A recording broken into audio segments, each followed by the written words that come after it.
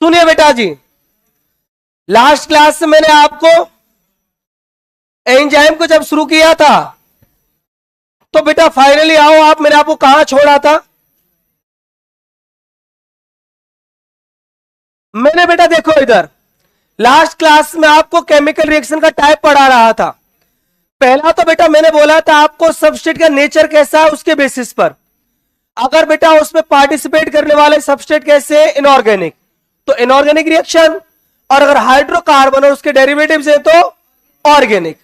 दूसरा बेटा मैंने केमिकल रिएक्शन को क्लासिफाई किया था on the basis of step, number of step. बेटा अगर एक ही स्टेप में पूरी रिएक्शन कंप्लीट हो रही है मोनो स्टेप, और बेटा अगर मोर देन वन स्टेप में हो रही है तो मल्टी स्टेप्स रिएक्शन। पता है ना बेटा? अब सुनो, लास्ट क्लास में मैंने एक बात भी आपको बोली थी, मान लो बेटा ये ए से बी, बी से सी, सी से डी, ये रिएक्टेंट है बेटा और ये प्रोडक्ट है, और ये है बेटा इंटरमीडिएट स्टेट या ट्रांसफॉर्म्ड स्टेट जो अनस्टेबल है। अगर स्टेबल होती तो ये प्रोडक्ट हो जाते, बोलो हाँ कि ना? अब एनसीईआरटी ने आपको एक बात बोली है, जैसे मल्टी स्टेप कोई रिएक्शन है उसके मान लो बेटा, इसके मान लो एक स्टेप ये हो गया, फर्स्ट सेकंड थर्ड, इन तीनों स्टेपों में बेटा सिमिलर एंजाइम भी अपना फंक्शन परफॉर्म कर सकता है और बेटा डिफरेंट एंजाइम भी फंक्शन परफॉर्म कर सकता है। अगर बेटा सिमिलर हो डिफरेंट हो, इन सबको मिला के हम लोग क्या नाम दे देते हैं? Metabolic pathway. और इसके बारे में बेटा आपसे बेहतर कौन जानता है? क्योंकि आपने बेटा एक चैप्टर पढ़ा होगा फोटोसिंथेसिस और एक पढ़ा होगा बेटा रेस्पिरेशन इन प्लांट्स, वहां पर आपने मेटाबॉलिक पाथवे पढ़े होंगे। समझ रहे हो ना बेटा? अब एनसीईआरटी आपको यहां से आगे क्या कहना चाहती है? एनसीईआरटी एक बात बताना चाहती है कि मेटाबॉलिक पाथवे शुरू तो एक सबस्ट्रेट से होगा ना, बोलो बेटा हाँ कि ना? अब एनसीईआरटी ने एक बात बोली है कि जरूरी नहीं है भाई साहब कि मेटाबॉलिक पाथवे का एंड प्रोडक्ट सेम हो हमेशा। समझ रहे हो ना? कैसे? एनसीईआरटी ने एक बात बोली है कि मेटाबॉलिक पाथवे जो होता है उसका जो एंड प्रोडक्ट होता है ना, वो डिपेंड करता है कि उसके अंदर रिएक्शन कैसी हो रही है। समझ रहे हो ना बेटा? और डिफरेंट टाइप की रिएक्शंस डिफरेंट टाइप के क्या प्रोड्यूस कर सकती है? प्रोडक्ट। जैसे बेटा एनसीईआरटी ने एक बहुत बेहतरीन एग्जांपल दिया है कि ग्लूकोज का मेटाबॉलिक पाथवे, अगर O2 प्रेजेंट है तो बेटा पायरुविक एसिड बनता है, अगर O2 की एब्सेंस है तो बेटा लैक्टिक एसिड बनता है। पता है ना आपको?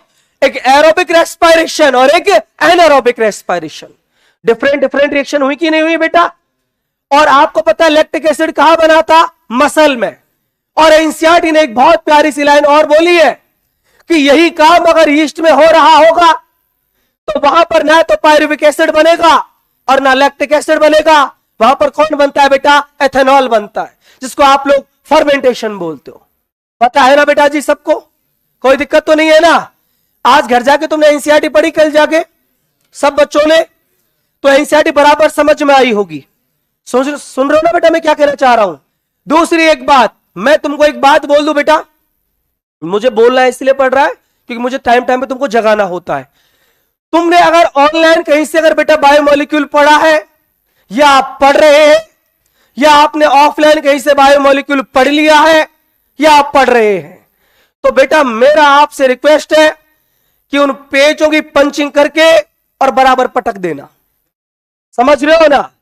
क्योंकि बेटा देखो एंजाइम शुरू किया, देखो एनसीईआरटी है ना बेटा, एक बहुत खतरनाक कॉन्सेप्ट पिछले 2-3 सालों से चला है, ट्रू एंड फॉल्स स्टेटमेंट वाला।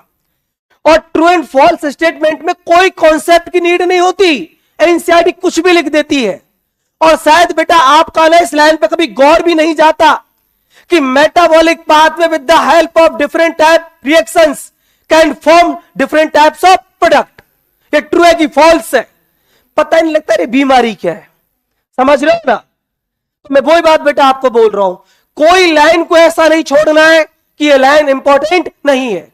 और बायोमोलिक्यूल में तुमको कोई भी लाइन एनसीईआरटी पढ़ते टाइम ऐसे लगे कि ये इंपॉर्टेंट नहीं है, समझ लेना बेटा क्वेश्चन वहीं से आएगा।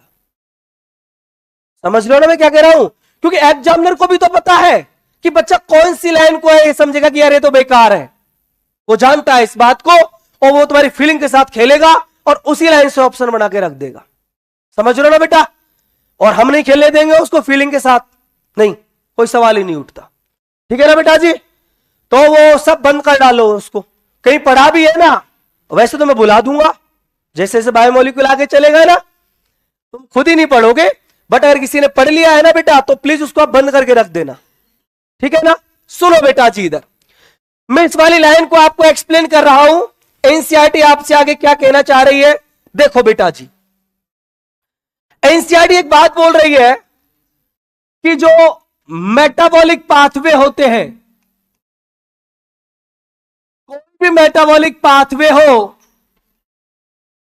इनके अंदर अगर बेटा कौन हो जाए, बोलो ना जरा, डिफरेंट टाइप्स ऑफ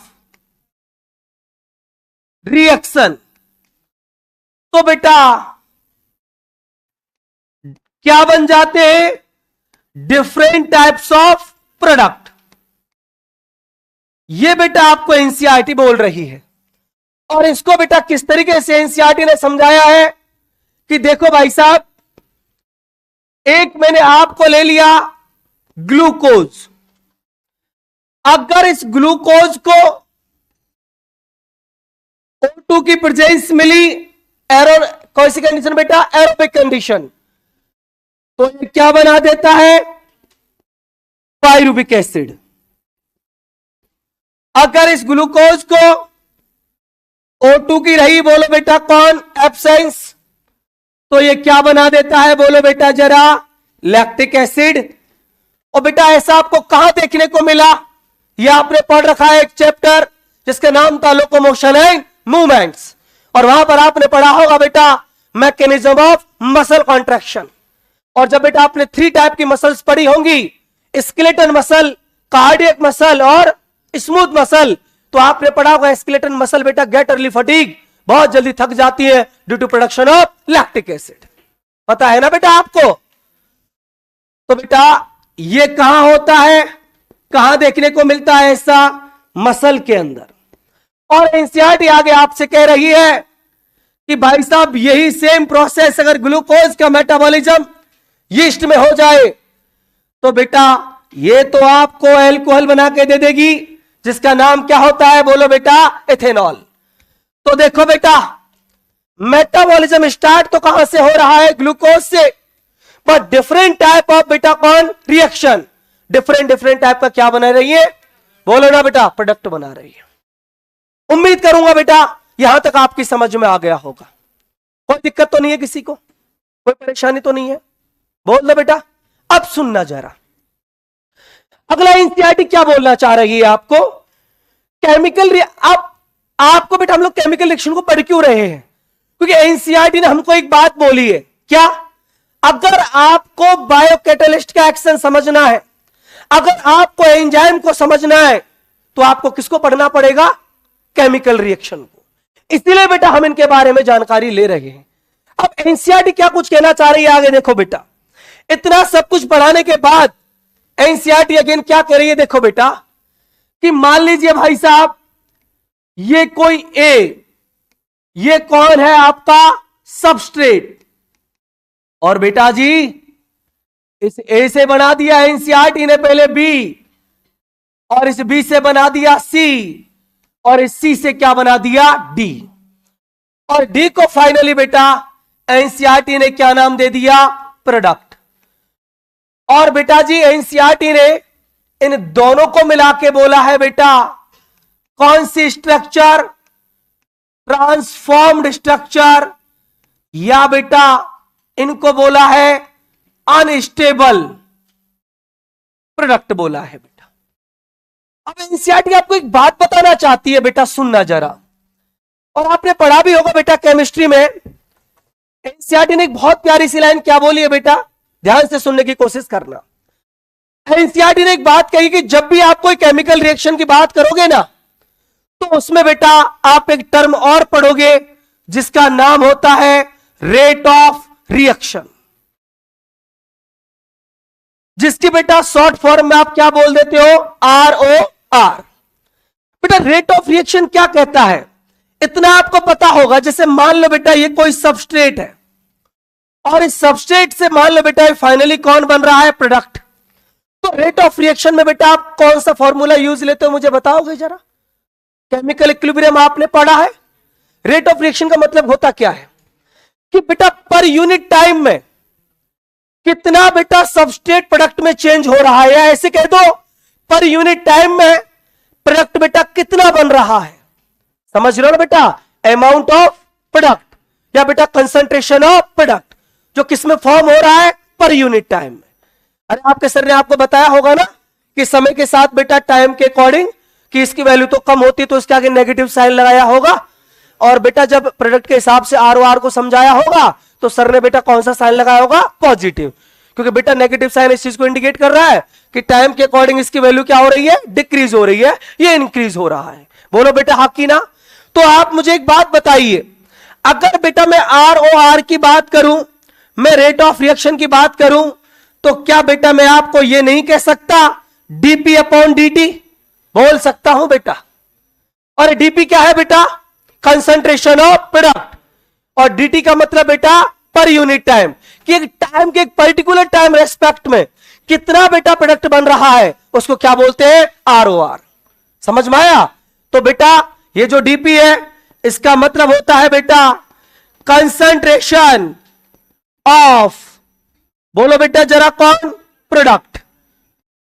और बेटा जी टी जो होता है इसका मतलब है बेटा पर यूनिट टाइम। और बेटा मेरी बात सुनना बहुत गौर से, एनसीईआरटी ने क्या बोला है आपको? अभी एंजाइम की कोई बात नहीं कर रही है एनसीईआरटी। एनसीईआरटी सिर्फ आपको किसको समझा रही है, बोलो ना किसको, केमिकल रिएक्शन को। जैसे बेटा केमिकल रिएक्शन में आप आरओआर पर पहुंच गए, अब एनसीईआरटी का बेटा जो नेक्स्ट टॉपिक है वो यही है, और यहां से बेटा एंजाइम का कैसे ओरिजिन होगा देखना जरा। एनसीईआरटी ने एक टॉपिक बताया है बेटा, factors affecting ROR, rate of reaction, कि बेटा वो कौन कौन से फैक्टर है जो रेट ऑफ रिएक्शन को क्या कर सकते हैं, अफेक्टेड कर सकते हैं, वेलोसिटी ऑफ रिएक्शन को अफेक्टेड कर सकते हैं। और एनसीईआरटी ने बेटा जो आर आर को अफेक्टेड करते हैं उसमें 2 फैक्टर्स आपको बेटा मेंशन किए हुए हैं, जिसमें एनसीईआरटी ने एक तो आपको नाम दिया है बेटा कौन, टेम्परेचर, और बेटा जी एनसीईआरटी ने जो सेकंड आपको पैरामीटर दिया है उसका नाम है बेटा वायो कैटलिस्ट। वो बेटा आ गया नाम जिसका आपको इंतजार था, और एनसीईआरटी यही बात तो आपको बताना चाह रही थी कि एंजाइम को अगर समझना है तो पहले किसको समझना पड़ेगा, केमिकल रिएक्शन को। अब सुनना बेटा जी जरा, टेम्परेचर का बेटा आरओआर पर क्या इफेक्ट होता है, इसके लिए बेटा केमिस्ट्री में आपने एक रूल पढ़ा होगा जिसका नाम होता है बेटा T10 रूल। और T10 रूल के बारे में आप बहुत अच्छे से जानते हैं। T10 रूल यह कहता है बेटा कि बेटा जब हम लोग टेम्परेचर में 10 डिग्री का क्या लेके आते हैं बेटा, चेंज लेके आते हैं, तो रेट ऑफ रिएक्शन या तो बेटा 2 टाइम हो जाता है या हाफ टाइम हो जाता है। पढ़ा होगा ऐसा? नहीं पढ़ा बेटा? सुनो बेटा T10 रूल क्या कहता है। 10 डिग्री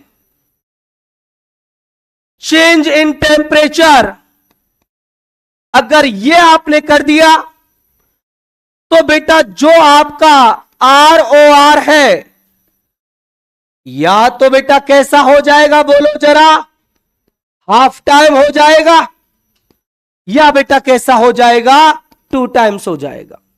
कैसे बेटा? देखो फॉर एग्जांपल मैं बता देता हूं। जैसे आपकी बॉडी का बेटा एवरेज टेम्परेचर है 37, ठीक है, अगर आप इसको बेटा 47 कर दिए ना तो बेटा ये हाफ रह जाएगा, क्योंकि मैंने बताया था ना एक ऑप्टिमम पीएच पर ही बेटा ये सब फंक्शन करता है, ऑप्टिमम टेम्परेचर पर। लेकिन अगर आप 47 से अगर लेके आए 37 तो वो कितना हो रहा है, 2 टाइम्स हो रहा है। समझ रहे हो ना बेटा? बट हमको वो केमिस्ट्री वाली बातों में नहीं जाना है, हमको सिर्फ इतना याद रखना है कि 10 डिग्री सेंटीग्रेड का चेंज, और बेटा या तो वो आर को हाफ टाइम कर देगा या कैसा कर देगा, 2 टाइम कर देगा। समझ में आया? दूसरा बेटा एनसीईआरटी ने बोला है भाई साहब, जो हमारा मेन टॉपिक है और जिसका बेटा हमको कल से इंतजार था, बायोकैटलिस्ट। क्या कहना चाहती है बेटा एनसीईआरटी बायोकैटलिस्ट के बारे में? एनसीईआरटी ने 2 लाइनें बोली है। पहले कौन कौन सी सुनना बेटा? इन द प्रेजेंस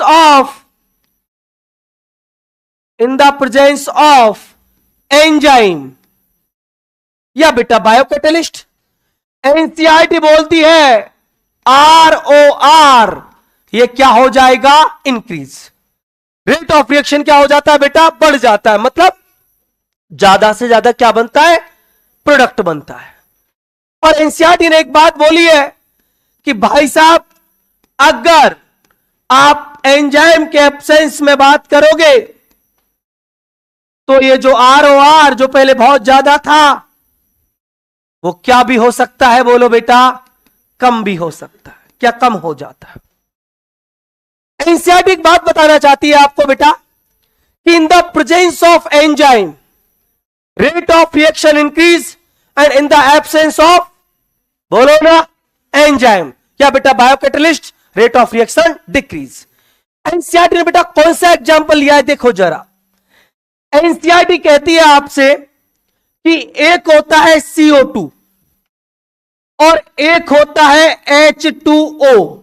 इन सबको आप बहुत अच्छे से जानते हो और आपने एक चैप्टर पढ़ा होगा ब्रीदिंग इन गैसियस एक्सचेंज, जहां आपने पढ़ा होगा ट्रांसपोर्टेशन ऑफ CO2। कुछ याद आ रहा है? और दोनों के दोनों मिलके बेटा क्या बनाते हैं? H2CO3, carbonic acid. पता है ना बेटा?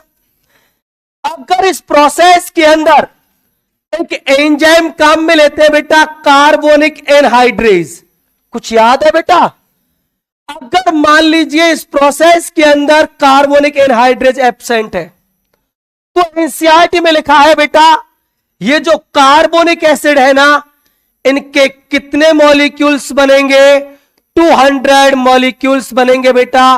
किसमें? बोलो बेटा, इन एन आवर, 1 आवर के अंदर बेटा। समझ रहे हो जरा? लेकिन बेटा एनसीईआरटी ने जो सेकंड बेटा आपको पैरामीटर दिया है वो बहुत ही खतरनाक है। एनसीईआरटी ने बोला है लेकिन भाई साहब CO2 और H2O, अगर इनका बेटा जो बाइंडिंग प्रोसेस है वो अगर बेटा कार्बोनिक एनहाइड्रेज की अगर प्रेजेंस में हो रहा है तो बनेगा तो बेटा H2CO3, लेकिन बेटा 200 मॉलिक्यूल नहीं, अप्रोक्सीमेट बेटा 6 लाख मॉलिक्यूल, और 1 आवर में नहीं, 1 सेकंड में। क्या बेटा 2 टाइम? क्या 3 टाइम? क्या 100 टाइम? क्या बेटा 1 lakh time, 10 lakh time, 10 million times. समझ रहे हो ना बेटा जी? कितना ROR इंक्रीज कर दिया। सोचो तुम जरा कि कार्बोनिक एनहाइड्रेज की absence just 200 molecules in an hour, and in the presence of carbonic anhydrase 6 lakhs molecule, किसमें बोलो बेटा? 1 सेकंड में। तो बेटा समझ में आया आपको बायोकैटलिस्ट की औकात? मतलब बायोकैटलिस्ट जिसको आप बोल रहे हैं, जिसको आप एंजाइम बोल रहे हैं, एनसीईआरटी कहती है कि भाई साहब आप 2 टाइम छोड़ो, 3 टाइम छोड़ो, इनका तो कहना ही कुछ अलग है कि biocatalyst enzyme rate of reaction को बेटा किस हद तक चेंज कर सकते हैं, वो आप समझ पा रहे होंगे। समझ रहे हो बेटा जी? अब एनसीईआरटी एक बात कहती है, भाई साहब ये बात तो हमने आपकी मान ली, और एनसीईआरटी ने हमको इस बात को भी समझा दिया, किस बात को? कि जो एंजाइम है, जो बेटा बायोकैटलिस्ट है, ये हमारा जो रेट ऑफ रिएक्शन है ROR, इसको क्या कर देता है? बोलो बेटा, इंक्रीज। ये तो सर हमारी समझ में आ गया, लेकिन सर एक बात हमको अभी भी परेशान कर रही है। आपने एग्जांपल देके हमको समझा दिया कि 6 लाख टाइम, मतलब बेटा 6 लाख मॉलिक्यूल बना दिए 1 सेकंड में। लेकिन सर एक बात बताओ ना, ये रटने वटने वाली बातें छोड़ो सर, हमको एक बात बता दो, कैसे, ऐसा क्या है एंजाइम के पास में जिससे रेट ऑफ रिएक्शन को इंक्रीज कर लेता है। समझ लो बेटा मैं क्या कहना चाह रहा हूं, मतलब हमारी इतनी तो समझ में आ गया कि एंजाइम रेट ऑफ रिएक्शन को इंक्रीज कर देता है, ठीक है, बट कैसे, ये कैसे पॉसिबल है भाई, इतना टाइम इंक्रीज करना, ऐसा एंजाइम की कौन सी क्वालिटी है, ऐसा कौन सा इसका फीचर है, ऐसा कौन सा करैक्टर रखता है जिससे रेट ऑफ रिएक्शन को ये इंक्रीज कर देता है। तो सुनो बेटा, एनसीईआरटी के बेटा इस क्वेश्चन का मैं आपको आंसर दूंगा, और एनसीईआरटी आपको क्या कह रही है बेटा ध्यान से सुनो। एनसीईआरटी ने एक बात बोली है कि देखो भाई साहब, मैं आपको समझाती हूं कि एंजाइम कैसे रेट ऑफ रिएक्शन को इंक्रीज करता है। एनसीईआरटी में लिखा है बेटा, ये कोई एंजाइम है, कौन है बेटा ये एंजाइम, और ये इस एंजाइम की कौन सी साइट है, बोलो बेटा एक्टिव साइट, ये इस एंजाइम की एक्टिव साइट है। और मान लीजिए बेटा, ये मैंने रेड कलर से जिसको बनाया है यहां पर, ये बेटा मैंने कोई कौन बना दिया, सबस्ट्रेट, ये बेटा मैंने सबस्ट्रेट बना दिया आपको। एनसीईआरटी ने देखो बेटा क्या कुछ बोला है, एनसीईआरटी पहले आपको बोल रही है, आपने प्रीवियस क्लासेज में कुछ पढ़ा होगा एंजाइम के बारे में थोड़ा बहुत, पहले हम उसकी बातें कर लेते हैं। क्या क्या बेटा आपने प्रीवियस क्लासेज में पढ़ा है, मैं बताता हूं। आपने ये पढ़ा होगा बेटा कि जो सबस्ट्रेट होता है ना, substrate binds to the active site of enzyme. पढ़ा है कि बेटा ये नहीं पढ़ा, ये इससे पहले बेटा बाइंड कर जाता है। बाइंड करने का बेटा एक तरीका है, वो भी आपने पढ़ा होगा कि बेटा ये जो सबस्ट्रेट होता है ना, इसके पास एक पावर होती है कि जैसा ये खुद है ना, उसी के अकॉर्डिंग ये एंजाइम की ये जो एक्टिव साइट है ना, इसको अल्टर कर देता है।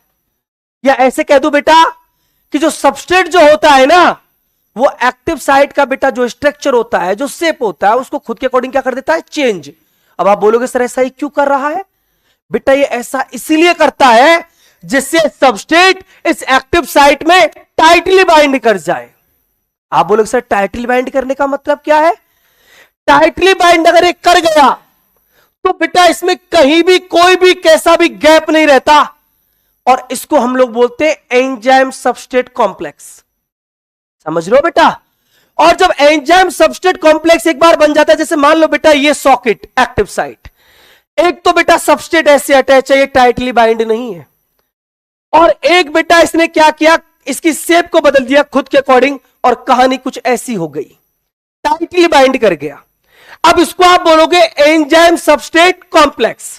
जब बेटा एंजाइम सबस्ट्रेट कॉम्प्लेक्स बन जाता है ना, तो दो काम होते हैं।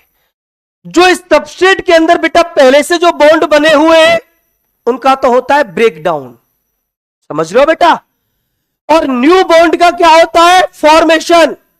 और ये एंजाइम सबस्ट्रेट कॉम्प्लेक्स बहुत जल्दी बदल जाता है एंजाइम प्रोडक्ट कॉम्प्लेक्स में, समझ लो बेटा। और उससे फिर प्रोडक्ट अलग और एंजाइम अलग, फिर एंजाइम अगले बेटा सबस्ट्रेट को पकड़ता है, ये प्रोसेस चलता है। अब आप बोलोगे सर इस प्रोसेस में तो ऐसी कोई बात नहीं आई जिसमें रेट ऑफ रिएक्शन को इंक्रीज होने की बात हुई हो। बेटा ये मैंने आपको सिर्फ पहले एक छोटा सा प्रोसेस बताया है, रेट ऑफ रिएक्शन कैसे इंक्रीज होगा वो बेटा मैं अभी आपको समझाता हूं। पहले इन 2-3 लाइनों को आप समझो। सबसे पहले क्या हुआ, substrate binds to the active site of enzyme, ये काम हो गया। इसके बाद क्या होगा बेटा, इसके बाद होगा जो सबस्ट्रेट है, कौन बोलो बेटा, substrate alter the shape of active site. किसके लिए बेटा बोलो, टू टाइटली बाइंड। क्योंकि बेटा ये काम जब हो जाएगा ना, तो ही बेटा एक प्रोसेस होगा जिसका नाम होगा formation of enzyme substrate complex. समझ में आ गया बेटा? जब ये एंजाइम सबस्ट्रेट कॉम्प्लेक्स बन जाएगा फिर बेटा इसमें दो काम होंगे। क्या बेटा? सबस्ट्रेट के बॉन्ड का तो क्या होगा, बोलो ना, ब्रेक डाउन। और प्रोडक्ट के लिए बेटा जो बॉन्ड होंगे उनका क्या होगा, फॉर्मेशन। तो होगा बेटा इसमें break down of bonds of substrate, ये काम होगा बेटा। दूसरा बेटा formation of new bonds to product, ये काम होगा बेटा। अब सुनना जरा बेटा आगे क्या कुछ होगा। इतना तो आपकी समझ में आ गया कि सबस्ट्रेट एंजाइम से बाइंड करेगा, सबस्ट्रेट एंजाइम की एक्टिव साइट को अल्टर करेगा, एंजाइम सबस्ट्रेट कॉम्प्लेक्स का फॉर्मेशन होगा, प्री एग्जिस्ट बॉन्ड का बेटा ब्रेकडाउन होगा और न्यू बॉन्ड का फॉर्मेशन होगा। समझ में आया बेटा? इतना यहां तक तो कोई दिक्कत नहीं है ना? लेकिन अभी तक बेटा मैंने एक भी बात आपको यह नहीं बताई है कि एंजाइम इस रेट ऑफ रिएक्शन को कैसे इंक्रीज कर रहा है। बट बेटा पहले आप इतना तो समझ लो कि एंजाइम से प्रोडक्ट बनता कैसे है। समझ में आया? अब बेटा ये जो प्रोडक्ट बन रहा है इसका बेटा फॉर्मेशन या इसका बेटा प्रोडक्शन किस तरीके से एंजाइम इंक्रीज करेगा, ये बेटा मैं अभी आपको समझा रहा हूं। ठीक है, सुनो बेटा, इधर थोड़ा केमिस्ट्री का आपको यहां पर नॉलेज काम में लेना पड़ेगा।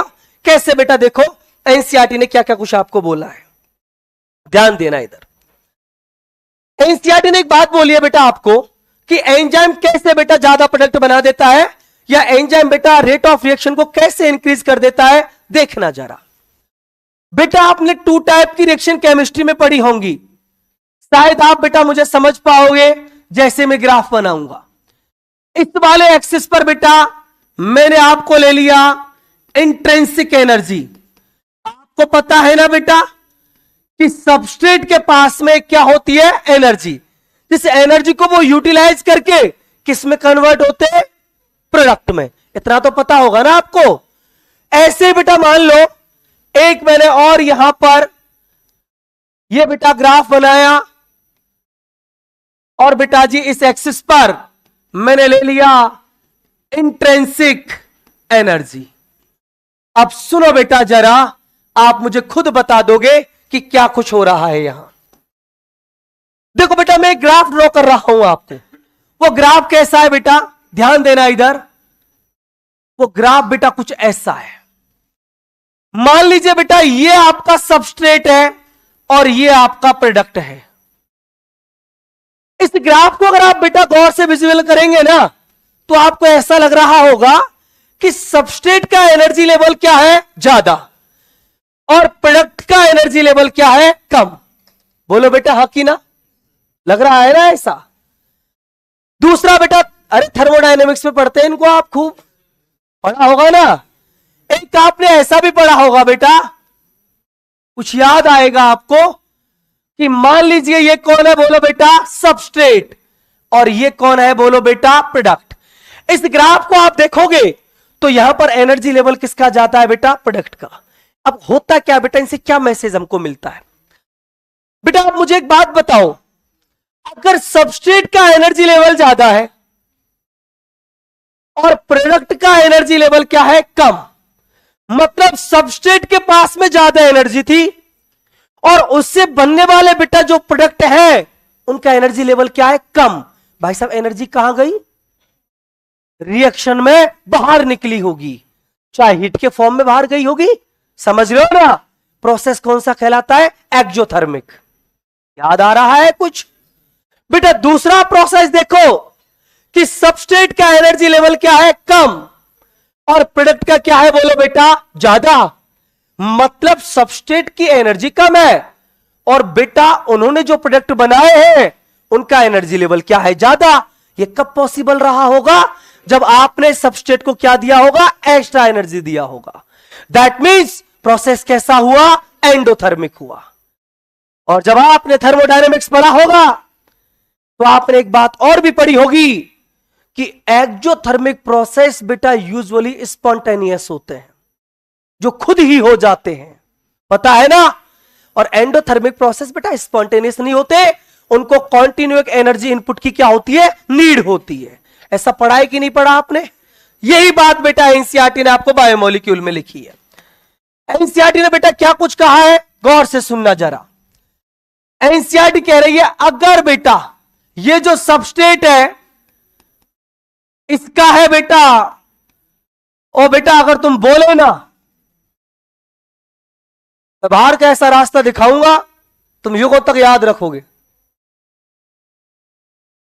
मैं तुमको बोला हूं ना बेटा, मैं तुमको स्टार्टिंग में टाइम देता हूं ना बात करने के लिए, और जब मुझे लगता है ना कि टॉपिक बहुत ज्यादा इंपॉर्टेंट और मैंने अगर तुमको बोला है कि तुम चुप हो जाओ तो तुम चुप हो जाया करो। बेटा कहां से लाइन घूम जाएगी ना पता भी नहीं लगेगा, पक्का मैं तुमको बता रहा हूं। ये मेरा तीसरा चैप्टर है तुम्हारे लिए जिसको मैं पढ़ा रहा हूं। आप ऐसे मान लो बेटा अगर आप नर्वस सिस्टम को अगर ऐड करो तो बेटा ये चौथा मेरा चैप्टर है। बट तुम जब अब एनसीईआरटी जब आज तुम अगर पढ़ रहे होंगे ना तो तुमको ना एनसीईआरटी जैसी नहीं लगती होगी। तुम मेरी नोटबुक सामने रखना और तुमको ऐसा लगेगा कि अरे नोटबुक चल रही है, ये एनसीईआरटी कुछ है ही नहीं। और तुम उससे पहले किसी भी चैप्टर की एनसीईआरटी उठा लेना, तुम्हारी गिनी चुनी लाइनें टिक होती थी बस। अच्छा ये है इसमें, ये इंपॉर्टेंट है, अच्छा तुम बनाओगे पेपर जो इंपॉर्टेंट है, ये है हर एक लाइन इंपॉर्टेंट है, समझ रहे हो ना। और ये नीट का एग्जाम आज से नहीं हो रहा, इसको होते होते पता नहीं कितने साल हो गए। पहले सीबीएसई पीएमटी होता था, फिर ऑल इंडिया पीएमटी हो गया, अब ये नीट हो गया। समझ रहे हो बेटा, क्वेश्चन इतने आ चुके हैं कि तुम पूछो ही मत। तो जो वो इंपॉर्टेंट है ना उन सबसे क्वेश्चन आ चुके हैं, अब कुछ ना बचा। आप उठा के देख लो किसी भी चैप्टर को, और क्वेश्चन बेटा अगर 2-3 क्वेश्चन भी उल्टे सीधे आ गए ना वो तुम्हारा दिमाग सटका देंगे। और तुमको मैं बार बार इसलिए बोलता हूं बेटा कि तुम क्लास को गौर से सुन जाओ, घर मत पढ़ा करो। और अगर तुमने क्लास को अगर नहीं सुना ना, यहां मैं गारंटी दे रहा हूं तुम कितना एनसीईआरटी पढ़ लेना बेटा वो खोपड़ी में नहीं बैठेगी उसकी फिल्म कभी भी। तो पढ़ते समय बात नहीं करना बेटा, बिल्कुल भी बात नहीं करना है ना। चलो सुनो इधर देखो कि बेटा इस प्रोसेस को आप देखेंगे तो सबस्ट्रेट का बेटा एनर्जी लेवल आपको क्या लग रहा है, ज्यादा, मतलब हाई एनर्जी लेवल सबस्ट्रेट का। और जो प्रोडक्ट है बेटा उसको आपको नजर आ रहा है लो एनर्जी लेवल। साथ के साथ नोट कर लिया करो अगर टाइम है तो बेटा। अब सुनना बेटा जी, अगर सबस्ट्रेट का एनर्जी लेवल ज्यादा प्रोडक्ट का कम, तो ऐसे प्रोसेस को आप लोग क्या नाम देते हो, बोलो बेटा, अरे बोलो ना जरा, एक्सोथर्मिक। और एनसीईआरटी ने यह भी लिखा है कि एक्सोथर्मिक प्रोसेस जो होते हैं ना बेटा वो स्पॉन्टेनियस होते हैं, खुद ही हो जाते हैं। अच्छा स्पॉन्टेनियस प्रोसेस होते हैं तो डेल्टा जी की वैल्यू क्या आती है, नेगेटिव आती है, पता है ना। गिव्स फ्री एनर्जी क्या आती है बेटा, नेगेटिव आती है। क्या हो गया, डेल्टा टी जी नॉट एनजीआरटी तो होता है, क्या हुआ, कौन सी बड़ी बात है उसमें, सब आता है मुझे, है ना। First law of thermodynamics, delta E Q plus W, है ना बेटा, सब पता रहता है। आइसोबारिक को वॉल्यूम सेम हो गया, डब्ल्यू जीरो हो जाएगा, पी डेल्टा वी होता है बेटा। सिस्टम पे वर्क करोगे ना केमिस्ट्री में, वर्क पॉजिटिव होगा, सिस्टम वर्क करेगा तो नेगेटिव होगा। फिजिक्स में अपोजिट हो जाता है, नहीं रखना नहीं है। इधर देखो बेटा जी, बच्चा सुनो, तो एक्सोथर्मिक प्रोसेस समझ में आया बेटा, और स्पॉन्टेनियस भी होता है। दूसरा एनसीईआरटी ने क्या लिखा है कि अगर मान लो बेटा गलती से ये जो सबस्ट्रेट है इसका क्या है, बोलो बेटा, लो एनर्जी लेवल है, और बेटा ये जो प्रोडक्ट है इसकी कहानी क्या है, बोलो बेटा, हाई एनर्जी लेवल है। तो एनसीईआरटी ने आपको कहा है ऐसा अगर कोई प्रोसेस होगा तो वो प्रोसेस कैसा होगा, एंडोथर्मिक होगा। अब सुनना बेटा जी,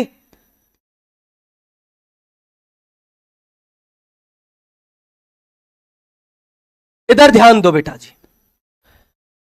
एनसीईआरटी ने जब बेटा एक ग्राफ बनाए हैं ना, तो एनसीईआरटी आपका एक कंफ्यूजन दूर करना चाहती है। पता है क्या एनसीईआरटी एक बात बोलना चाहती है, आप ऐसा मत समझना कि एक्जोथर्मिक प्रोसेस स्पॉन्टेनियस होते हैं, खुद होते हैं, तो सबस्ट्रेट बहुत इजीली प्रोडक्ट में बदल जाता होगा।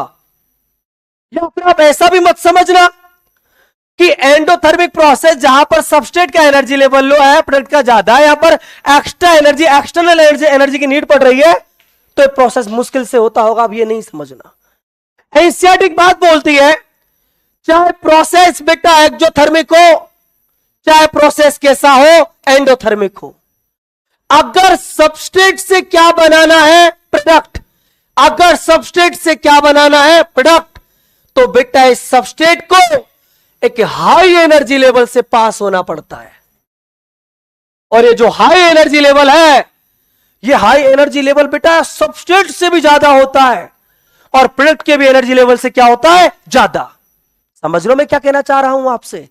और एनसीईआरटी ने इसको बोला है एक्टिवेशन एनर्जी। मतलब एनसीईआरटी कंफ्यूजन दूर ये कर रही है आपको। आप ये समझने की गलती मत करना कि एक्जोथर्मिक प्रोसेस अगर स्पॉन्टेनियस है तो उसको एक्टिवेशन एनर्जी से क्रॉस नहीं होना पड़ता होगा ना बेटा। इवन प्रोसेस एक्जोथर्मिक और एंडोथर्मिक, सबस्ट्रेट को अगर प्रोडक्ट में चेंज होना है तो एक हाई एनर्जी लेवल को पास करना होता है। और बेटा वो जो हाई एनर्जी लेवल है उसी का नाम क्या होता है, बोलो जरा, एक्टिवेशन एनर्जी होता है। समझ लो बेटा जी। अब सुनना जरा, इधर ध्यान दो बेटा। एनसीईआरटी कह रही है कि बेटा इवन प्रोसेस एक्जोथर्मिक एंड या और बेटा एंडोथर्मिक, कैसा भी हो भाई, अगर बेटा जी इस सबस्ट्रेट को, अगर ये सबस्ट्रेट चाहता है कि मैं किस में बदल जाऊं, बोलो बेटा प्रोडक्ट में, तो एनसीईआरटी ने लिखा है बेटा Passage through a high energy level. और बेटा ये जो हाई एनर्जी लेवल है इसी को बेटा जी एनसीईआरटी ने नाम दे दिया कौन सी एनर्जी, एक्टिवेशन एनर्जी। अब मैं आपको एक बात बोलूं बेटा, एक बहुत बड़ी कंट्रोवर्सी वाली बात बोलूंगा, और दोनों सेंटेंसों को बेटा आप बहुत गौर से सुनना। मैं क्या बोलना चाह रहा हूं आपसे कि बेटा जो एक्टिवेशन एनर्जी है ना, यूं तो बहुत हाई एनर्जी लेवल होता है, लेकिन बेटा अगर सबस्ट्रेट की अगर मैं रेस्पेक्ट में बात करूं तो ये सबसे लो एनर्जी लेवल होता है। आप बोलोगे सर कैसे, इसका क्या मतलब है? सुनना बेटा मेरी बात बहुत गौर से। मैंने आपको क्या बोला है बेटा, इधर ध्यान दो, मैं इसको इस तरीके से आपको समझाऊंगा। कैसे, देखो इधर, मान लो बेटा ये ए, जिस एग्जाम्पल से मैं आपको समझा रहा हूं सेम वही एग्जाम्पल लूंगा, ठीक है। इस ए के बेटा मान लीजिए आपके पास में कितने मॉलिक्यूल हैं, 100 मॉलिक्यूल्स हैं बेटा, ठीक है। इन 100 मॉलिक्यूल्स को बेटा मैं 3 कैटेगरी में आपको डिवाइड करना चाहूंगा। कैसे? एक तो बेटा 20 मॉलिक्यूल्स, एक बेटा 30 मॉलिक्यूल्स, और एक बेटा कौन सा मॉलिक्यूल, 50 मॉलिक्यूल्स। इन 3 कैटेगरी में बेटा मैंने इसको डिवाइड कर दिया। कैसे कैसे सर, मैं बताता हूं बेटा। ये ए जो है ना, इसके 100 मॉलिक्यूल है, लेकिन 20 मॉलिक्यूल ऐसे हैं बेटा जिनके पास में ओनली 20 किलो कैलोरी एनर्जी है। 30 ऐसे हैं बेटा जिनके पास में 30 किलो कैलोरी है, और बेटा 50 ऐसे हैं जिनके पास में कितनी एनर्जी है, 50 किलो कैलोरी एनर्जी है, ठीक है बेटा। इमेजिन करिए आप, इसे ए से बन रहा है बेटा कोई प्रोडक्ट जिसका नाम है, बोलो बेटा कौन, बी। और इस प्रोसेस के अंदर बेटा जो एक्टिवेशन एनर्जी की जो वैल्यू है, मैं वो लिख देता हूं बेटा। मान लीजिए ए से बना है बी, और इस प्रोसेस के अंदर बेटा जो एक्टिवेशन एनर्जी है, कौन बोलो बेटा जरा, एक्टिवेशन एनर्जी, उसकी वैल्यू है बेटा 50 किलो कैलोरी। इसका मतलब क्या है सर, मैं बताता हूं बेटा, इधर ध्यान दीजिए। उस बात को भी समझाऊंगा कि एक्टिवेशन एनर्जी बेटा जो होता है ना, वो होता तो हाई एनर्जी लेवल है, बट सबस्ट्रेट के रेस्पेक्ट वो सबसे लो होता है। कैसे, देखो इधर, ये ए बेटा बी में कन्वर्ट होना चाहता है ना, और इस रिएक्शन में मान लीजिए एक्टिवेशन एनर्जी की वैल्यू कितनी है, 50। तो पता है बेटा एक्टिवेशन एनर्जी आपको क्या इंफॉर्मेशन देती है कि बेटा ए से बी, या बेटा वही ए मॉलिक्यूल बी में बदल सकते हैं जिनके पास में मिनिमम कितना एनर्जी हो, 50 किलो कैलोरी। जो इस बैरियर को क्रॉस कर जाएगा, जो इस हाई एनर्जी लेवल को क्रॉस कर जाएगा, वही किस में बदलेगा, प्रोडक्ट में। मतलब बेटा एक बात बताओ मुझे जरा, एक्टिवेशन एनर्जी के रेस्पेक्ट में एक बात तो समझ में आ गई कि हाई एनर्जी लेवल होता है, लेकिन बेटा एक्टिवेशन एनर्जी बोलते किसको है, जब जिसको बेटा सबस्ट्रेट क्रॉस करके किस में बदल जाते हैं, प्रोडक्ट में। समझ रहे हो ना। तो बेटा मैं ये नहीं कह सकता क्या कि वो मिनिमम एनर्जी जिसको बेटा पाकर प्रोडक्ट किस में बदल सबस्ट्रेट किस में बदल जाते हैं, प्रोडक्ट में। समझ रहे हो ना। एक्टिवेशन एनर्जी बेटा ये तो हाई एनर्जी लेवल होता है, लेकिन सबस्ट्रेट के रेस्पेक्ट में सबसे लो होता है। वो मिनिमम एनर्जी बेटा किसकी, सबस्ट्रेट की, जिससे बेटा सबस्ट्रेट किसमें बदल सकता है, प्रोडक्ट में। उसको आप लोग क्या बोलते हो, एक्टिवेशन एनर्जी। समझ रहे हो मैं क्या कहना चाह रहा हूं। मतलब बेटा अगर मैं इस रिएक्शन की आपको बात करूं तो ओनली बेटा बी के कितने मॉलिक्यूल बनेंगे, 50। समझ रहे हो आप, 50 बनेंगे बेटा, क्योंकि वही बनेगा ना जो इस एक्टिवेशन एनर्जी को क्रॉस कर जाएगा। तो एक्टिवेशन एनर्जी बेटा यू तो हाई एनर्जी लेवल है, बट बेटा वो सबस्ट्रेट का कैसा लेवल होता है, मिनिमम। मतलब मिनिमम 50 तो होनी चाहिए भाई, अगर सबस्ट्रेट को किसमें बदलना है, प्रोडक्ट में। समझ में आया बेटा मेरी बात। तो बेटा एक्टिवेशन एनर्जी मैं यहीं पर लिख देता हूं आपको, जिससे आप कंफ्यूज ना हो। Minimum energy level of product, sorry substrate,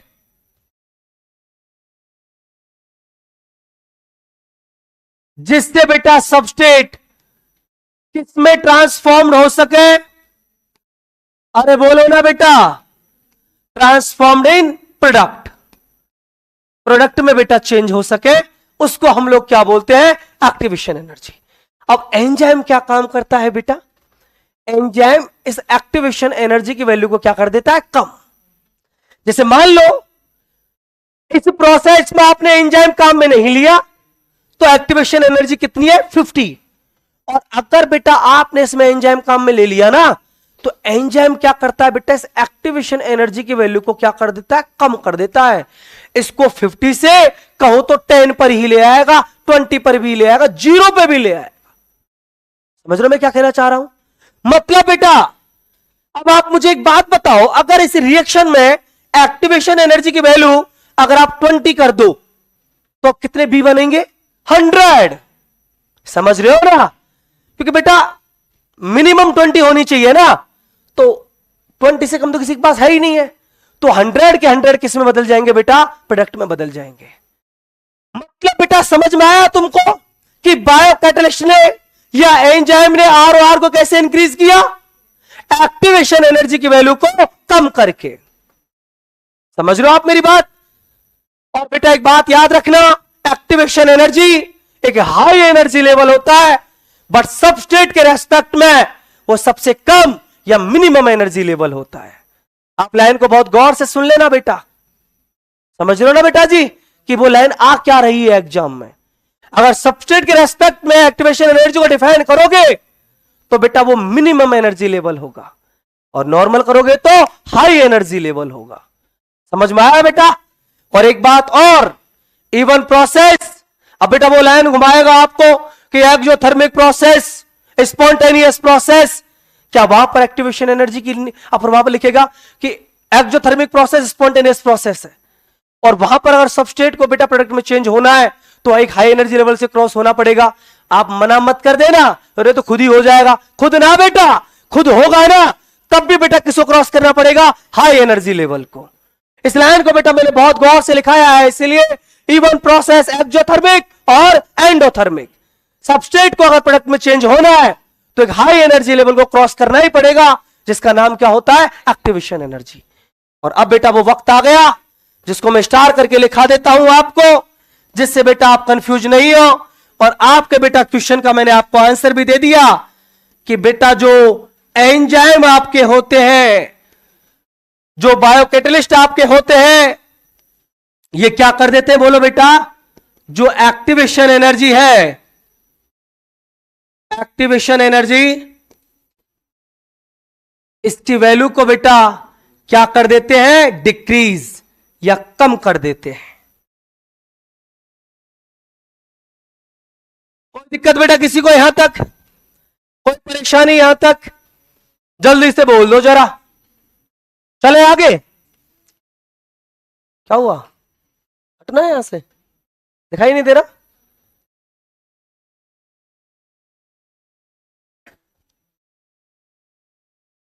doctor साहब क्या हाल चाल है?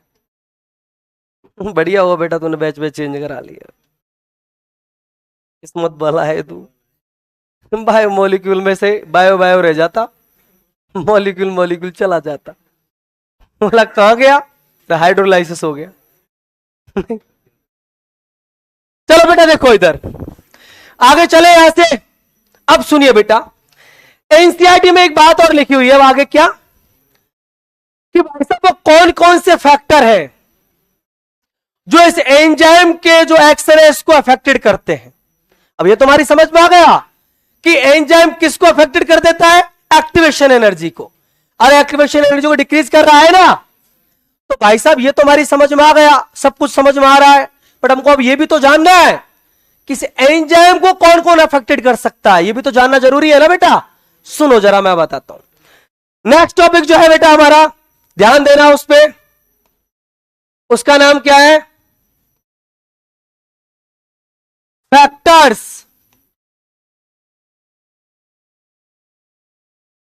affecting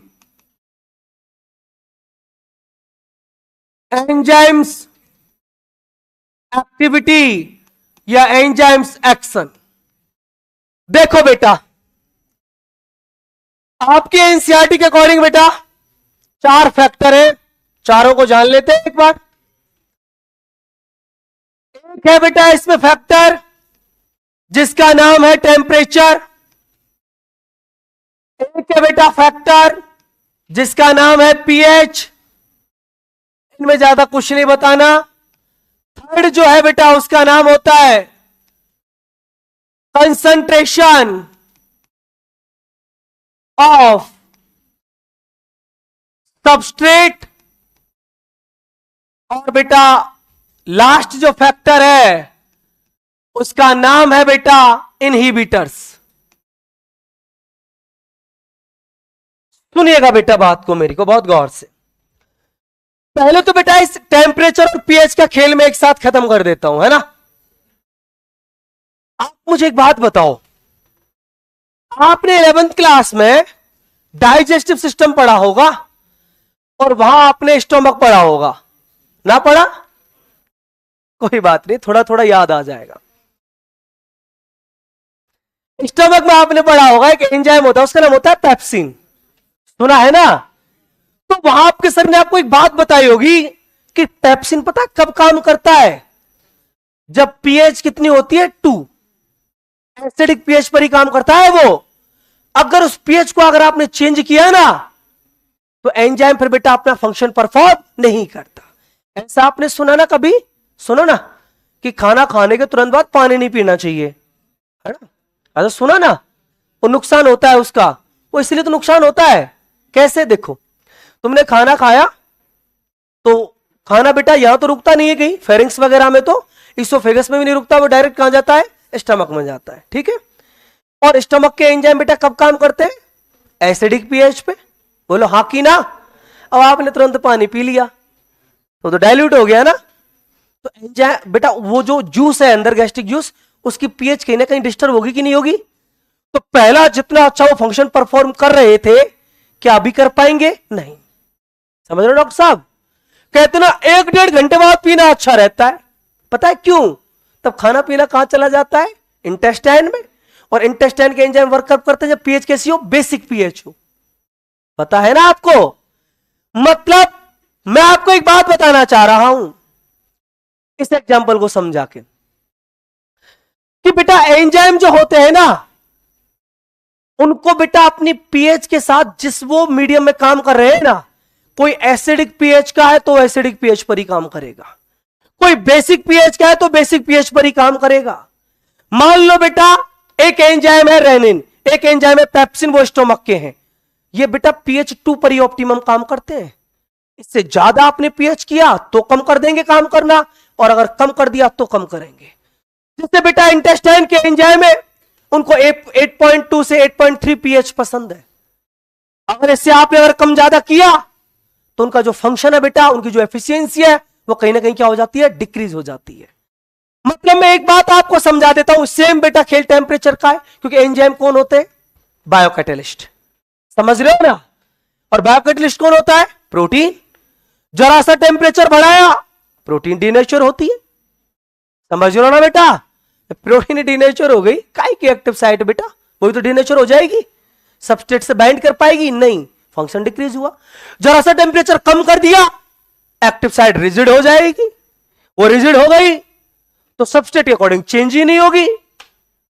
समझ रहे हो ना बेटा?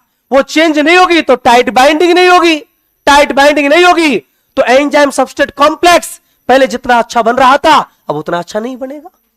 मतलब बेटा एक सिंपल सी बात मैं एनसीईआरटी के आपको यहां बोलना चाहूंगा कि टेम्परेचर और पीएच को लेकर बेटा, कि एंजाइम जो होता है ना बेटा, एक नैरो रेंज पर काम करता है बेटा, narrow range of temperature and बेटा बोलो कौन जरा?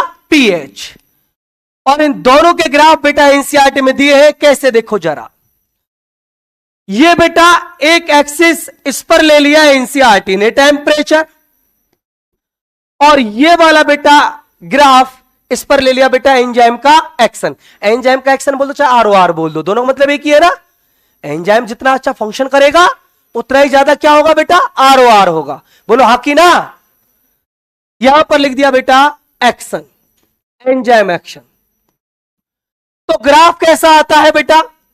ग्राफ ऐसा बना हुआ है एनसीईआरटी में। समझ में आ गया? यहां पर सबसे ज्यादा फंक्शन है तो इसके लिए एक वर्ड दे दिया, ये है भाई साहब ऑप्टिमम टेम्परेचर। समझ में आ गया? तो यहां पर तो मैक्सिमम, कम किया तो एंजाइम फंक्शन बेटा क्या हो रहा है? एक्शन डिक्रीज हो रहा है। ज्यादा किया टेम्परेचर तो भी डिक्रीज हो रहा है। समझ में आया बेटा? इस ग्राफ को देख के पहचान जाओगे ना। अगर नैरो रेंज वाला ग्राफ है ना तो आप समझ जाना या तो वो टेम्परेचर का होगा या किसका होगा? पीएच का होगा। कोई दिक्कत? टेम्परेचर का होगा तो ऑप्टिमम टेम्परेचर, और अगर पीएच का होगा तो ऑप्टिमम पीएच। बायोलॉजी पढ़ाने के लिए थोड़ा बहुत केमिस्ट्री की नॉलेज होना बहुत जरूरी है ना बेटा? क्या कहना चाहते हो बोलो ना।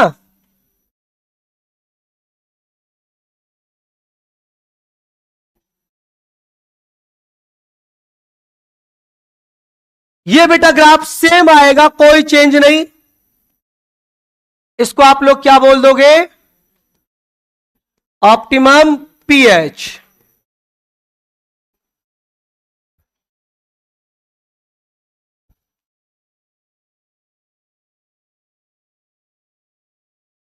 चले बेटा आगे। दोनों फैक्टर समझ में आ गए? नहीं आए? तीसरा पढ़ाएंगे बेटा कंसंट्रेशन ऑफ सबस्ट्रेट। ये क्या बीमारी है भाई? अरे पढ़ाएंगे बेटा, ये समझ में आएगा तो इनहिबिटर समझ में आएगा, नहीं तो ये भी समझ में नहीं आएगा। नोट कर लिया? जल्दी करो डॉक्टर साहब।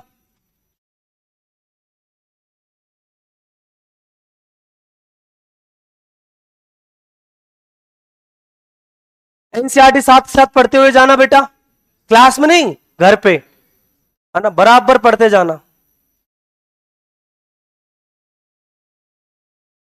नोटबुक चेंज करी कि नहीं करी तुम लोगों ने?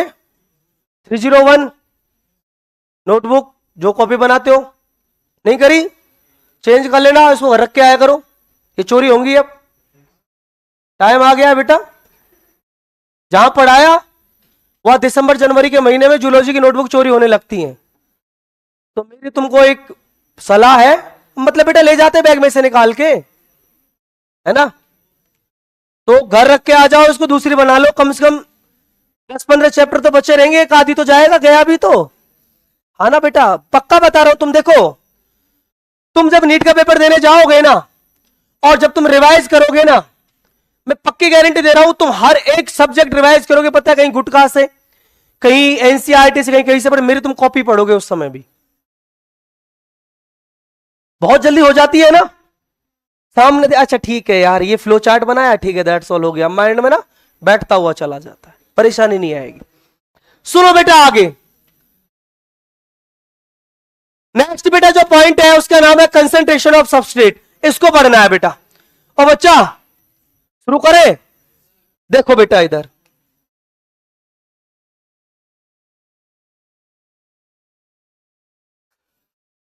चुप हो जाओ दुष्टो। कंसंट्रेशन ऑफ सबस्ट्रेट, सुनो बेटा, एनसीईआरटी ने क्या बोला है बेटा, ध्यान देना इधर। एनसीईआरटी ने एक बात बोली है बेटा जी, अरे बेटा चुप हो जाओ ना यार, शांत हो जाओ। एनसीईआरटी ने एक बात कही है कि मान लो भाई साहब ये सबस्ट्रेट है ना, और एक किस में कन्वर्ट हो रहा है, प्रोडक्ट में, यही तो बनाते हैं बेटा प्रोडक्ट। और इस प्रोसेस में बेटा कौन भी पार्टिसिपेट कर रहा है, एंजाइम।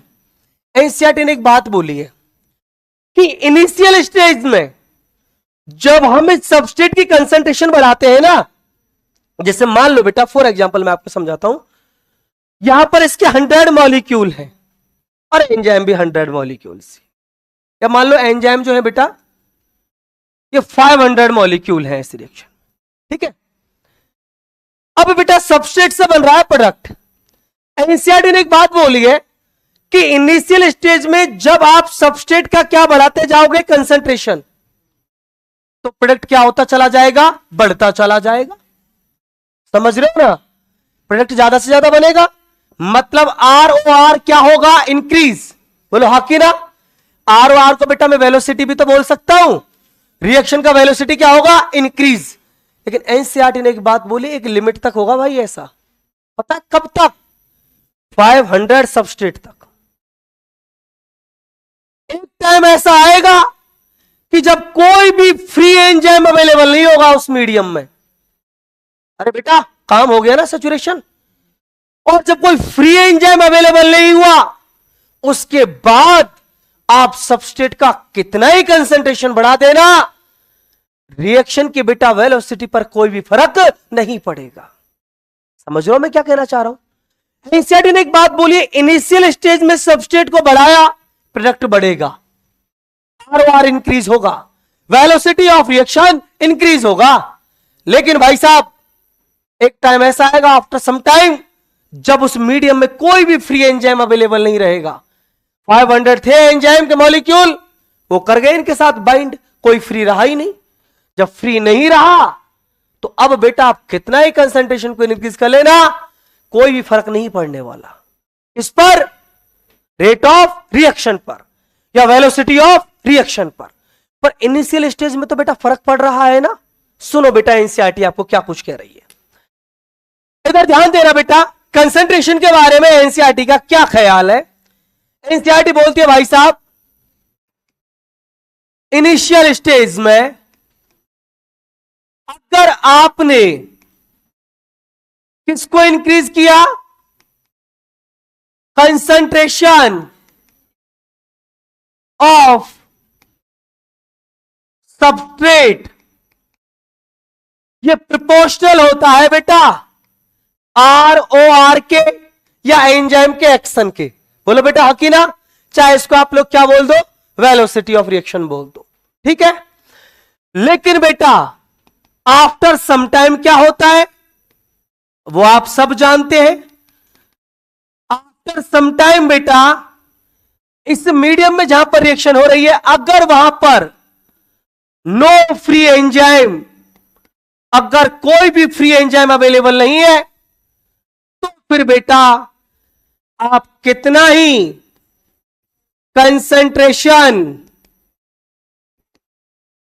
ऑफ सबस्ट्रेट, इसको बेटा आप कर लेना इंक्रीज, आप पाओगे नो चेंज इन आरओआर।